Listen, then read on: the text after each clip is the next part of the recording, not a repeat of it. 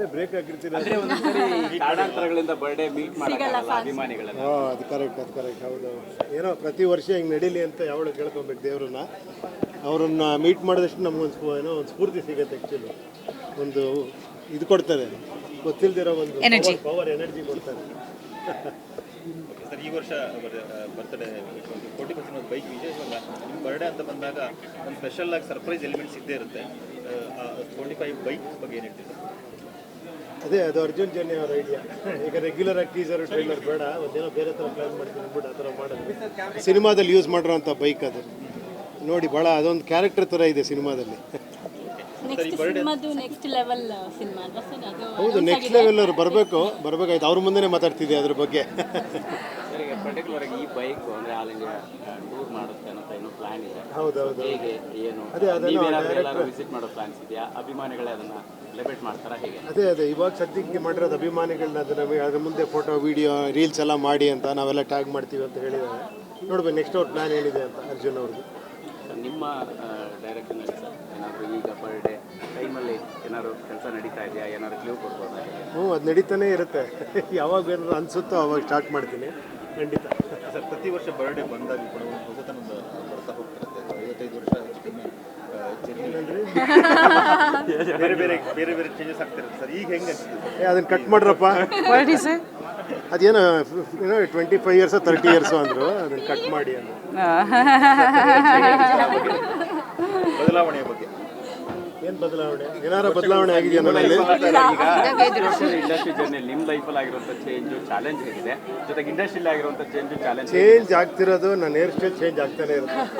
ಒಂದ್ಸತಿ ಜುಟ್ಟು ಕಟ್ಟಿರ್ತೀನಿ, ಒಂದ್ಸತಿ ಸ್ಟ್ರೈಟ್ ಮಾಡಿರ್ತೀನಿ, ಒಂದ್ಸತಿ ಕರ್ಲ್ ಮಾಡಿರ್ತೀನಿ. ಇದ್ರ ನನ್ನ ಹೇರ್ ಸ್ಟೈಲ್ ಚೇಂಜ್ ಆಗ್ತಿರುತ್ತೆ. ಒಳಗಡೆ ಏನು ಚೇಂಜ್ ಆಗ್ತಿಲ್ಲ ಅನ್ಸುತ್ತೆ, ಗೊತ್ತಿಲ್ಲ.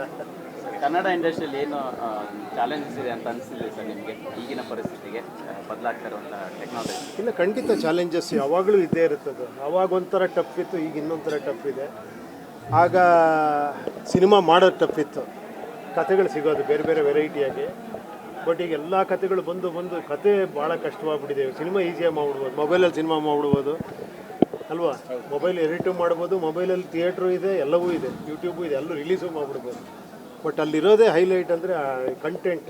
ಅದರಲ್ಲಿ ಏನೋ ಒಂದು ಮ್ಯಾಜಿಕ್ ವರ್ಕ್ ಆಗಬೇಕು. ಆ್ಯಕ್ಚುಲಿ ಡಿಫ್ರೆಂಟ್ ಆಗಿರಬೇಕು, ಜನಕ್ಕೆ ಇಷ್ಟ ಆಗಬೇಕು. ಸೊ ಆ ಥರ ಡಿಫ್ರೆಂಟ್ ಅನ್ನೋದು ನೀವು ಎಕ್ಸಾಂಪಲ್ ಅಂದರೆ ತುಂಬ ಅಭಿಮಾನಿಗಳು ಸೆಲೆಬ್ರೇಟ್ ಮಾಡ್ತಾರೆ. ಬಟ್ ಈ ಬೈಕ್ ಸರ್ ನಿಮ್ಮ ಕ್ಯಾರೆಕ್ಟರ್ ಆಗಿ ಅಂದರೆ ನಿಮಗಿರುವಂಥ ಪಾತ್ರಕ್ಕೆ ಕ್ಯಾರೆಕ್ಟರ್ ಆಗಿ ಎಷ್ಟು ಡಿಫ್ರೆಂಟ್ ಆಗಿರುತ್ತೆ? ಏನು ಹೇಳಕ್ಕೆ ಹೊರಟಿದೆ? ಅಲ್ಲ, ನೀವು ಸಿನಿಮಾ ನೋಡಿದಾಗ ಅದು ಅರ್ಥ ಆಗುತ್ತೆ ಯಾಕೆ ಆ ಥರ ಬೈಕ್ ಇದೆ, ಯಾಕೆ ಪ್ರತಿಯೊಂದು ಕೂಡ ಅದನ್ನೊಂದು 3 ಕ್ಯಾರೆಕ್ಟ್ರಿಗೆ 3 ಲೈಟಿಂಗಿಂದ ಹಿಡಿದು 3 ಸ್ಟೈಲಲ್ಲಿ ಪ್ರೆಸೆಂಟ್ ಮಾಡಿದ್ದಾರೆ ಸಿನಿಮಾನ. ಮ್ಯೂಸಿಕ್ಕಿಂದ ಹಿಡಿದು ಪ್ರತಿಯೊಂದು ಆ ಥರ ಮಾಡಿದ್ದಾರೆ. ಅದನ್ನು ನಾನು ಹೇಳಿದ್ರೆ ಚೆನ್ನಾಗಿಲ್ಲ, ನೋಡಬೇಕು. ಈ ಬೈಕ್ ಮಾತ್ರ ನೋಡಿದ್ದೀರಾ, ಸಿನಿಮಾದಲ್ಲಿ ನೋಡಿ. ಪ್ರಿಯಾಂಕಾ ಮೇಡಮ್ ನೋಡ್ತಾ ಇದ್ದೆ, ಅದಕ್ಕೆ ಈ ಬರ್ಡೇ ದಿನ ಬಾಕಿ ಇರುವಾಗಲೇ ನಿಮ್ಗೆ ಹ್ಯಾಕಿಂದ ಗಿಫ್ಟ್ ಕೊಟ್ಟಿದ್ದಾರೆ. ಇನ್ನೂ ಹ್ಯಾಂಗ್ ಓವರಲ್ಲಿದ್ದಾರೆ ಸರ್.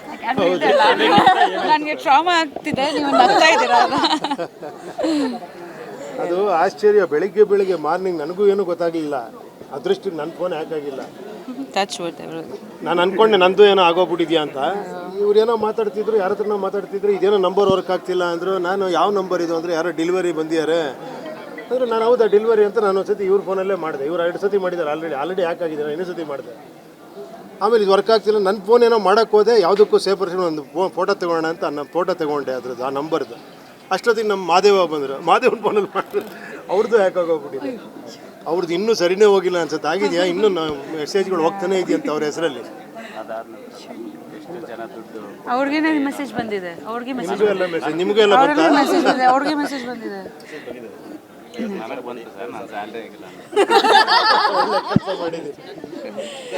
ದಯವಿಟ್ಟು ಈ ಥರ ಯಾವ್ದಾರ ಮೆಸೇಜ್ ಬಂದಾಗ ಒಂದು 10 ಸತಿ ಫೋನ್ ಮಾಡಿ, ಎಂಥ ಅನಿವಾರ್ಯ ಇದ್ರೂ ಕೂಡ ಪಕ್ಕದಲ್ಲಿ ಫೋನ್ ಮಾಡಿ ಕನ್ಫರ್ಮ್ ಮಾಡ್ಕೊಂಡು ದುಡ್ಡು ಕಳಿಸಿ. ಯಾಕಂದ್ರೆ ನೋಡಿ ಎಷ್ಟು ಟ್ರಿಕ್ಸ್ ಅಂದರೆ ಅದು ನಿಮ್ಮ ಫೋನೇ ರೀಚ್ ಆಗಲ್ಲ. ಅವಾಗ ಏನು ಅನ್ಸುತ್ತೆ ನಿಮಗೆ, ಪಾಪ ಏನೋ ಪ್ರಾಬ್ಲಮ್ ಇರ್ಬೋದು, ಫೋನ್ ವರ್ಕ್ ಆಗ್ತಿಲ್ಲೇನೋ ಅಂದ್ಬಿಟ್ಟು. ಇಲ್ಲ, ಫೋನ್ ವರ್ಕ್ ಆಗ್ತಿತ್ತು, ವಾಟ್ಸ್ಆಪ್ ಕಾಲ್ ಮಾಡೋಕ್ಕೆ ಹೋಗಿದ್ದಾರೆ ಎಲ್ಲರೂ. ಇಲ್ಲ ಫೋನ್ ಮೊಬೈಲ್ ವರ್ಕ್ ಆಗ್ತಿತ್ತು, ಪಿಕ್ ಮಾಡ್ತಾರಲ್ಲ, ಮೊಬೈಲ್ ವರ್ಕ್ ಆಗ್ತಿತ್ತು, ವಾಟ್ಸ್ಆಪ್ ಕಾಲ್ ವರ್ಕ್ ಆಗ್ತಾ ಮೊಬೈಲ್ ವರ್ಕ್ ಆಗಿದ್ರೆ ಮೊಬೈಲ್ ಮಾಡ್ಬೋದಾಗಿತ್ತು ಆ್ಯಕ್ಚುಲಿ. ಅದು ಯಾರೋ ಯೋಚನೆ ಮಾಡಲಿಲ್ಲ. ಅದಕ್ಕೆ ಇಲ್ಲ, ಫೋನ್ ನಾವೇನು ಪಿಕ್ ಮಾಡೋದೇ ಏನಿಲ್ಲ. ಇಲ್ಲ ಬಂದೇ ಇಲ್ಲ ನಮಗೆ.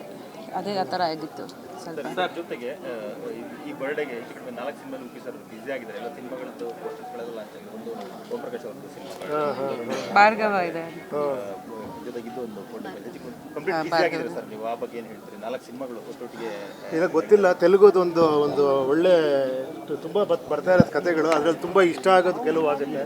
ಆಂಧ್ರ ಕಿಂಗ್ ಅಂತ ಒಂದು ಸಿನಿಮಾ, ಆಂಧ್ರ ಕಿಂಗ್ ತಾಲೂಕಾ ಅಂತ. ಸೊ ಅದು ನಂಗೆ ತುಂಬ ಇಷ್ಟ ಆಯಿತು ಕತೆ.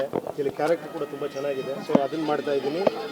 ಅದು ಬಿಟ್ಟರೆ ನಿಮಗೆ ಗೊತ್ತಿರೋಂಗೆ ಇವಾಗ ಭಾರ್ಗವ ಒಂದು, 45 ಒಂದು, ಆಮೇಲೆ ನೆಕ್ಸ್ಟ್ ಲೆವೆಲ್ ಅಂತ ಒಂದು ಸಿನಿಮಾ ಇದೆ. ನಮ್ಮ ಕರ್ವ ಡೈರೆಕ್ಟರ್ ನವನೀತ್ ಅವ್ರದ್ದು ಒಂದಿದೆ. ಎಲ್ಲ ನಡೀತಾ ಇದೆ. ಅನೌನ್ಸ್ ಮಾಡಬೇಕು ಇವಾಗ ಸದ್ಯಲ್ಲ. ಸರ್ ಜೊತೆಗೆ ನೀವು ಸದಾಶಿವನಗರಲ್ಲಿ ಸ್ಟೇ ಆಗಿದೆ ಸರ್. ಬಟ್ ಬರ್ತ್ಡೇ ಅಂತ ಬಂದು ಉಡುಪಿ ಸರ್ ಯಾವಾಗಲೂ ನಮಗೆ. ಸೊ ಈ ಮನೆ ಎಮೋಷನ್ ಬಗ್ಗೆ ಸ್ವಲ್ಪ ಹೇಳ್ಕೋಬೋದು? ಎಷ್ಟೋ ವರ್ಷಗಳಿಂದ ಫಸ್ಟ್ ಮನೆ ಕಟ್ಟಿದ್ದು ನಾವು ಮನೆ ಇದು. ಸೊ ಇದರಲ್ಲಿ ಒಂದು ಎಮೋಷನಲ್ ಇದಿದೆ. ಎಷ್ಟೋ ಬರ್ತ್ಡೇಗಳು ಇಲ್ಲಿ ಮಾಡಿದ್ದೀವಿ. ಫ್ಯಾನ್ಸೇ ಒಪ್ಪಲ್ಲ ಇಲ್ಲೇ ಮಾಡಬೇಕು ಅಂತ. ಸೊ ಅವರು ಡೈರೆಕ್ಟ್ ಮಾಡೋದು ಒನ್ ಡೇ. ಇವಾಗೆಲ್ಲ ಮಾಡಿದ್ರೆ ನೋಡಿದ್ರೆ ಅಲ್ಲಿ ಇಲ್ಲಿ ಬನ್ನಿ, ಇಲ್ಲಿ ನಿಂತ್ಕೊಳ್ಳಿ, ಹಾಕಿ ಕೈಲಿ ಹಿಡ್ಕೊಳ್ಳಿ, ನಾನು ಹೇಳ್ತೀನಿ ಅವಾಗ ಮಾಡಬೇಕು ಅಂತ.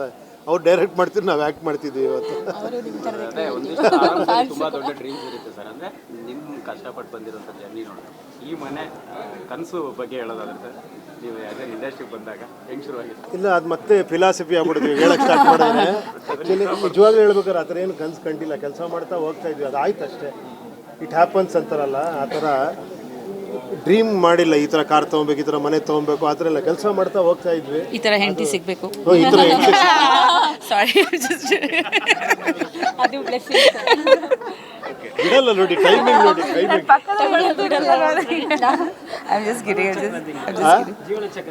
I'm just kidding.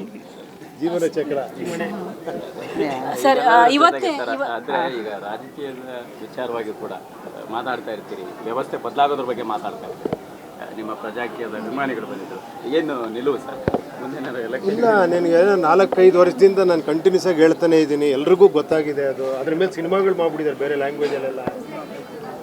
ಎಲ್ರಿಗೂ ಕರೆಕ್ಟ್ ಅನ್ನಿಸ್ತಾ ಇದೆ ಅದು. ಈಗ ಗೊತ್ತಿಲ್ಲ, ಅವರು ತಗೊಬೇಕು. ನೀವೆಲ್ಲ ಯಂಗ್ಸ್ಟರ್ಸು ಎಸ್ ಇದು ಬೇಕು ಅಂತ ಅನ್ಬೇಕು. ಎಲೆಕ್ಷನ್ ಬಂದಾಗ ಬೇರೆ ಥರ ಮಾತಾಡ್ತೀರಾ ನೀವು, ಪ್ರಜಾಕೀಯ ಮಾತಾಡಲ್ಲ.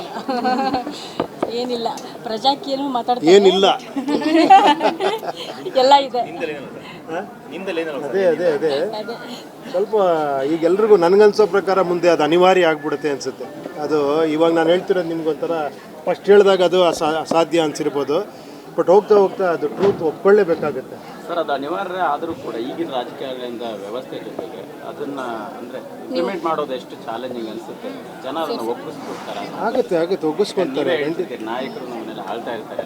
ಅಲ್ಲ, ಕಾನ್ಸೆಪ್ಟ್ ಹೊಟ್ಟೋಗುತ್ತೆ ಅಂತ ನಾನು ಹೇಳ್ತಿರೋದು. ನೆಕ್ಸ್ಟು ಈ ನಾಯಕರ ಕಾನ್ಸೆಪ್ಟ್ ಹೋಗಿ ವರ್ಕರ್ಸ್ ಬರ್ತಾರೆ, ಕರೆಕ್ಟ್ ದುಡ್ಡುಗೋಸ್ಕರ ಕೆಲಸ ಮಾಡೋರು ಬರ್ತಾರೆ, ಟ್ರಾನ್ಸ್ಪರೆನ್ಸಿ ಬರುತ್ತೆ ಟೆಕ್ನಾಲಜಿಯಿಂದ. ಹಂಗೆಲ್ಲ ನೀವು ಸುಮ್ಮನೆ ಇದು ಮಾಡೋಕ್ಕಾಗಲ್ಲ. ಫ್ಯೂಚರ್ ಹೋಗ್ತಾ ಹೋಗ್ತಾ ರೈಟ್ ಟು ರೀಕಾಲ್ ಬರುತ್ತೆ, ಕೆಲಸ ಮಾಡಿಲ್ಲ ಕಿತ್ತಾಕುವಂಥ ಇದು ಬರುತ್ತೆ. ಕಾಂಪಿಟೇಟಿವ್ ಜಗತ್ತಲ್ಲಿ ಅಲ್ಲೂ ಬರುತ್ತೆ. ಈಗ ನಮ್ಮ ಫೀಲ್ಡಲ್ಲೆಲ್ಲ ಬಂದಿಲ್ವಾ? ಹೆಚ್ಚಾಗುತ್ತೆ ಬಿಡಿ ಸರ್. ಹಾಂ, ಹೆಚ್ಚಾಗುತ್ತೆ ಹೊರತು ಕಮ್ಮಿ ಆಗಿ ಏನು ಮತ್ತೆ ಬರುತ್ತೆ, ಎಲ್ಲ ಟ್ರಾನ್ಸ್ಪರೆನ್ಸಿ ಬರುತ್ತೆ ಅಂತೀರಾ? ಖಂಡಿತ ಬರುತ್ತೆ ನನ್ನ ಪ್ರಕಾರ. ನಿಮ್ಗೆ ಅನ್ಸಲ್ವಾ? ಯಾಕೆ ಅನ್ಸುತ್ತಂತ ಅಲ್ವಾ? ಹಾಂ, ಬೇಕು ಅಂತ ಅನ್ಸುತ್ತೆ, ಬರಲ್ಲ. ಆದರೆ ವಾಸ್ತವ ಇದನ್ನ ಫಸ್ಟ್ ಬಿಡಿ, ಬರಲ್ಲ ಬರುತ್ತೆ ಅಂತ ಹೇಳಿ. ಹೌದೌದು, ಅದು ನನ್ನ ಅದೃಷ್ಟ ನೋಡಿ. ಅವರ ಜನ್ಮದಿನದ ಹಂಚ್ಕೊಂಡು ನಾನು ಹುಟ್ಟಿದ್ದೀನಿ. ನಾನು ಎಷ್ಟೋ ಸತಿ ಅವ್ರಿದ್ದಾಗ ಹೇಳ್ತೀವಿ, ಸರ್ ನಾವು ಒಟ್ಟಿಗೆ ಸೆಲೆಬ್ರೇಟ್ ಮಾಡಬೇಕು, ನಾವಿಬ್ಬರು ಸೇರಿದಾಗೆಲ್ಲ ಸೆಲೆಬ್ರೇಷನ್ ಅದು ಬಿಡಿ ಅನ್ನೋರು.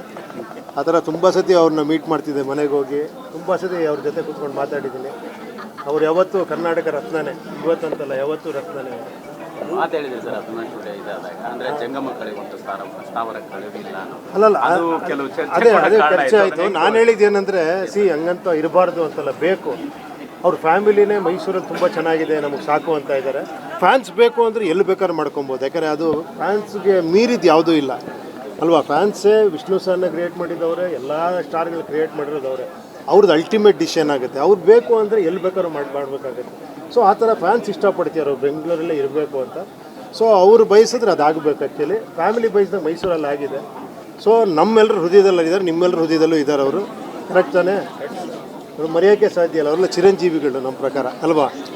ಫೈನಲ್ಲಿ ಸಾಕಷ್ಟು ಸಂದರ್ಭದಲ್ಲಿ ಕನ್ನಡ ಚಿತ್ರೋದ್ಯಮಕ್ಕೆ ಒಬ್ಬ ನಾಯಕರು ಒಗ್ಗಟ್ಟಿರಬೇಕು ಅನ್ನೋ ವಿಚಾರ ಚರ್ಚೆ ಆಗುತ್ತೆ. ನೀವು ಇಷ್ಟು ವರ್ಷ ಕಂಡಂತೆ ಅಂಥ ಅನಿವಾರ್ಯತೆ ಸಮಸ್ಯೆಗಳು ಬಂದಾಗ ಯಾರನ್ನು ಹೇಳ್ಕೋಬೇಕು ಅನ್ನೋ ವಿಚಾರ ಬಂದಾಗ ಏನಂತ? ಅಲ್ಲ, ಎಲ್ಲ ಇದೆ. ಅಸೋಸಿಯೇಷನ್ ಇದೆ, ಆರ್ಟಿಸ್ಟ್ ಅಸೋಸಿಯೇಷನ್ ಅಂತಿದೆ, ಚೇಂಬರ್ ಅಂತ ಇದೆ ಅಲ್ವಾ, ನಿರ್ದೇಶಕರ ಸಂಘ ಇದೆ, ಎಲ್ಲವೂ ಇದೆ.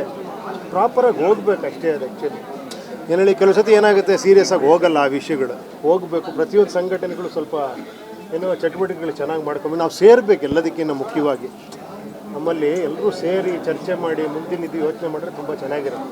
ಆಗ್ತಾಯಿದೆ, ಆ ಥರ ಆಗ್ತಾಯಿದೆ, ತುಂಬ ಅನಿವಾರ್ಯ ಅಂದಾಗ ಸೇರ್ತಾರೆ. Thank you sir.